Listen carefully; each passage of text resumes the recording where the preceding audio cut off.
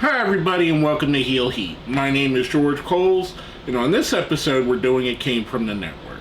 For this It Came From the Network, since I had so much fun doing a Carnival Christmas and theming the whole month around ICP and Psychopathic's involvement in pro wrestling, I'm going to theme this month after something as well. One of the biggest events in wrestling history happened almost 40 years ago to this day, on January 23rd, 1984. That is when Hulk Hogan beat the Iron Sheik to win the WWF World Championship, thus in WWE's eyes, starting Hulkamania, even though it had already been going in the AWA previously. So with that event coinciding with this month, being 40 years ago this month, all of my It Came From the Network videos for the month of January are going to be centered around Hulk Hogan. And I want to preface this by saying Hulk Hogan's not a wrestler I'm a huge fan of. I respect his contributions. I accept his apologies on some of the things he's done.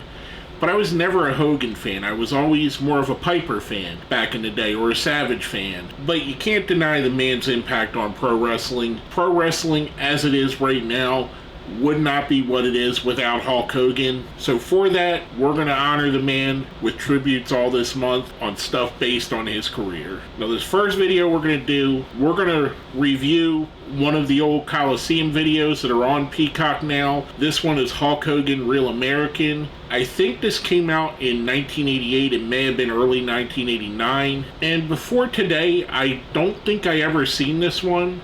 I've mentioned on previous It Came From the Networks where I review these Coliseum videos that my local video store used to have a lot of these, and I would rent them, and then eventually they would sell them to me because after a year or two of nobody renting them, they just sat on their shelf. So to make shelf space for new stuff, they would sell them, and I would usually be the one buying them because I love pro wrestling. And my mom was friendly with the owner of the shop, so I pretty much had first pick.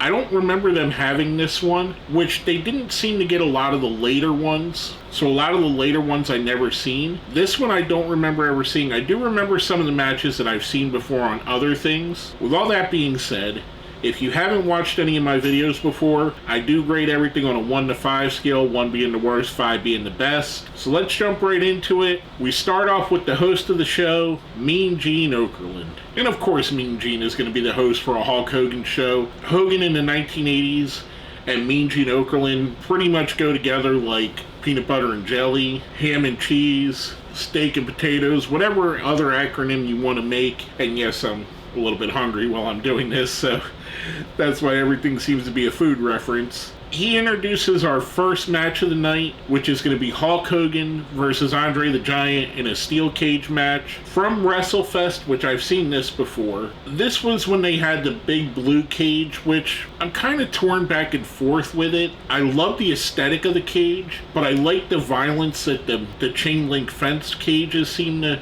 bring. If you watch like a Dusty Rhodes and Tully Blanchard in a cage match, there's a lot more blood, a lot more quote-unquote realism to it, and the big blue cages seem to just be there as an obstacle to climb out of, which is another thing that I didn't like so much about the WWE style cage matches, the escape the cage instead of it just being caged to keep people out. It did make for some compelling drama, like when Hogan and Orndorff both climbed out at the same time, or people teetering on the cage. It did make that a little bit interesting, but I was more of a fan of the getting pinned in the middle of the ring still. I digress. This match I really enjoyed, and I came into it thinking I wasn't going to. First off, some of my memories of Andre the Giant at this time are a little bit stained by the WrestleMania 3 match, which probably isn't his greatest match, which definitely isn't his greatest match. And other matches he had around this time frame where he was very mobile, very lethargic. He had some of that here, but I feel like this is a much better match than Hogan versus Andre at WrestleMania 3, or even their match at Saturday Night's Main Event when Andre beat him for the championship and then sold the belt to DiBiase. I really like this. I think there were a lot of spots here. I didn't expect Andre to try and climb the cage, which he definitely did, and that was a little bit shocking. Kind of another cool thing about the blue cage is a guy like Andre's size could climb it, or Bossman, or Bam Bam Bigelow. This is a really fun match. Bobby Heenan gets involved at the end and take a couple bumps. Andre did his famous spot where he gets tied up in the ropes, but he did it in a way where he was between the ropes and the cage and facing out towards the crowd instead of facing into the ring, which I thought was really cool. A really cool twist on that spot. I really enjoyed this. This was actually my favorite match of the video, and I didn't think it was going to be going in. I thought it was actually going to be my least favorite. I'm giving this one a 4. I thought it was pretty good. After that, we get a promo from Hulk Hogan at Saturday Night's Main Event. Basically, he's hyping up the next match, which is going to be Hulk Hogan versus Nikolai Volkov. In the promo, he talks about the flag, the Russian flag, and Nikolai Volkov singing the Russian national anthem. This is in the middle of the Cold War, and it's your classic foreign heel story. This was a match from a Saturday Night's Main Event, which I definitely have seen before. I remembered it as I was watching it. I don't think I've seen it since its original airing, and it was a good match. I'll give it that. Volkov was never the greatest in-ring wrestler. Where he lacked in in-ring, he made up in character and made up in his believability, his size, his strength, the things he could do. This was the match I kind of thought Hogan and Andre was going to have. It was a little bit slow, a little bit prodding. It wasn't a bad match. And I'm going to mention this at the end. I'm going to talk about it more in depth there. But there's something about the crowd's reaction to Hulk Hogan that makes these matches feel more important, feel better than what they are. It gives it an air of specialness that you barely see with anybody else. I mean, the sheer amount of cheers that Hogan gets, it's outstanding. And what the crowd gets into, they eat up everything he does. And that's part of the reason why he didn't have to do so much. The crowd would eat up a clothesline or a big boot or a leg drop or him just going like this and putting his hand to his ear. They would eat it up. This was a decent match, not great. Hogan does pick up the win, and if I didn't mention it, he beat Andre as well. I'm giving this one a 3. I thought it was good. Nothing special though. After that, we get another promo. This time Hogan's talking about his next opponent, which is going to be King Haku, aka Ming, aka the most dangerous man in pro wrestling history.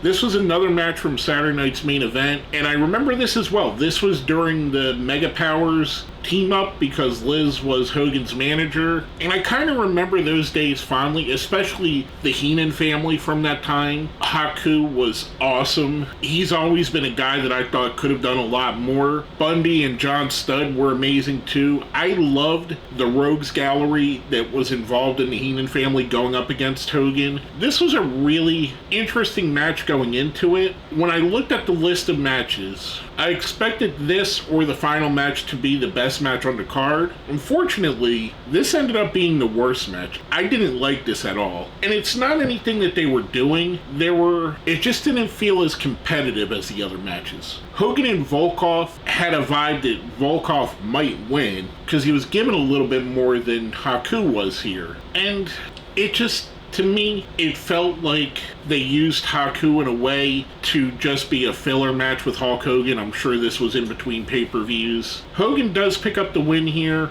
Afterwards, we see him celebrating with Elizabeth, which is always cool. I love seeing Elizabeth. She's one of the highlights of wrestling in my youth. I mean, to me, she was probably one of the most beautiful women on television that I ever seen at the time. Between her, Alyssa Milano, Christina Applegate as Kelly Bundy, these were the women I had crushes on when I was a kid growing into my teenage years. And seeing her, that brings back all those memories. And Elizabeth is great. It's not just that she's eye candy, she's a great valet. Probably one of the best that's ever done it. I would put her right up there with Woman, Missy Hyatt, Baby Doll, maybe even add Sunny into that mix, because Sunny was great at times. I thought she was really good with the Body Donnas and the Smoking Guns. I think when she got a little bit too much of an ego, her career started going down, but I digress. Hogan did pick up the win here. This is my least favorite match on this, and I thought it was going to be in contention for my favorite. Still not a bad match. I'm giving this a 3. Next up, we go back to Mean Gene. he introduces us to a Hulk Hogan workout video, which is a compilation of him working out in the gym. The interesting thing I thought about this is the music they played during this. It sounded like the old Jake the Snake Roberts song, Snake Bit, from his time in the company. It wasn't exact, but it felt like maybe a demo version of it, or maybe if you let the song play out a little longer, further into it, further down the line in the song, which I kind of thought was interesting, because they had the Hulk Hogan theme song from Hulk Hogan's Rockin' Wrestling they could have used, or Real American, which it's the name of the video, why not use it here? I guess it was probably part of the original video that aired, but I thought it was a very weird pick, because it was very noticeable that it was pretty much Jake the Snake Roberts music. But anyway, I digress. I do miss seeing those kind of things on wrestling. I wish they did a little bit more of that, showing something as simple as guys working out or guys outside of the ring in pre-taped videos. I liked when the Acclaim were doing rap videos outside of the ring a couple years back, and last year I think they even did a few. I liked the stuff with Adam Cole and MJF where they were out at the bar or at the video game places. I thought that was really cool. It really adds a little bit of depth to the character that you don't get just from interview, promo, wrestling match. Now after that, we get to the final match of the card. Hulk Hogan versus Ted DiBiase, the $1 Million Man. DiBiase has Virgil and Andre with him. And this was an interesting match. This was the other match that I thought might be in contention to be the best match on the card. And again, kind of like the Haku match, it didn't live up to my expectations of it. And DiBiase was bumping like a madman.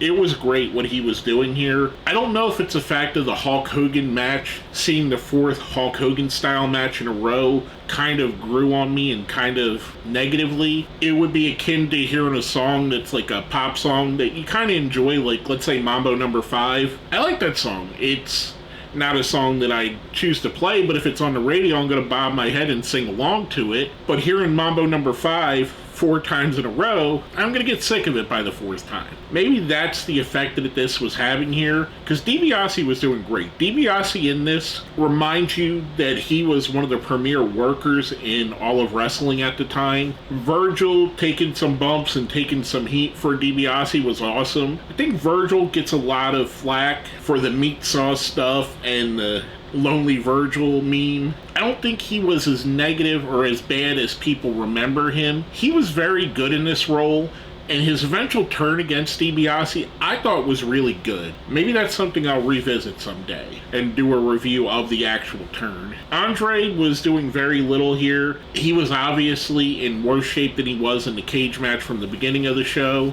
At some point, Andre grabs Hogan's leg, which the referee throws him out, and not only does he throw him out, he fines him $2,000, which I thought was kind of funny and cool that they did that right away. That was normally something you wouldn't see until Jack Tunney said it. And this match, I didn't mention like the other ones. I don't know where this was from. It kind of felt like the vibe of one of the local TV shows, like, for instance, Madison Square Garden would air Madison Square Garden matches on MSG Network or whatever channel it was in New York at the time. The Philadelphia Spectrum had matches on Prism in Philly, which is where I used to watch the matches. I used to go to the Spectrum every month and then watch them on Prism when they would show it the next week.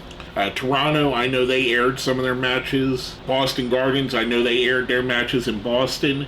But it didn't look like any of those venues. And this might have been a match that was just taped specifically for this video, but normally they say that when they do that, and they didn't mention that here. This was a good match. Obviously Hulk Hogan wins, because, I mean, come on. If you didn't think Hulk Hogan was winning all of the matches on the Hulk Hogan Coliseum video from 1988, that's on you. I thought this was a good match again.